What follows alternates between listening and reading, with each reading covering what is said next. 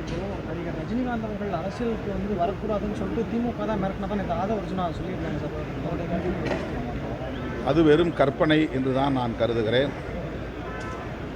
நடிகர் ரஜினிகாந்த் அவர்களை பொறுத்தவரையில்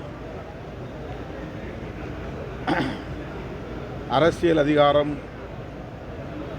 ஆட்சி போன்றவற்றுக்கு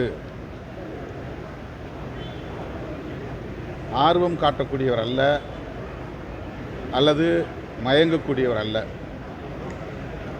அவர் அந்த நிலையில் இருந்தெல்லாம் வெளியேறிவிட்டார், விலகி நிற்கிறார்.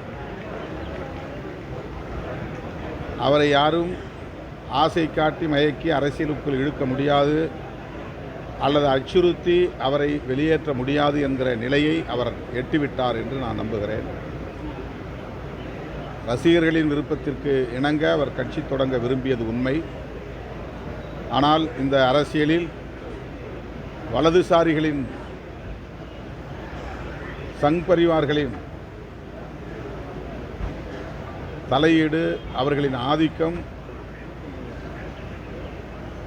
மேலோங்கி வருகிற சூழலில் அது நமக்கு உகந்ததல்ல என்று தீர்க்க தரிசனமாக உணர்ந்து அதை அவர் கைவிட்டு விட்டார் என்பதுதான் உண்மை. அவரை நாங்கள் நேரிலே சந்தித்து உரையாடியதிலிருந்து, அவரை புரிந்து அதிலிருந்து நான் சொல்லுகிற கருத்து இது. எனவே அவரை திமுக அச்சுறுத்தியது என்பதும் கற்பனை, அதற்காக அவர் அச்சப்பட்டு பின்வாங்கினார் என்பதும் கற்பனை. அது ரஜினி அவர்களின் ஆளுமையையே கொச்சைப்படுத்தக்கூடிய ஒரு விமர்சனம்.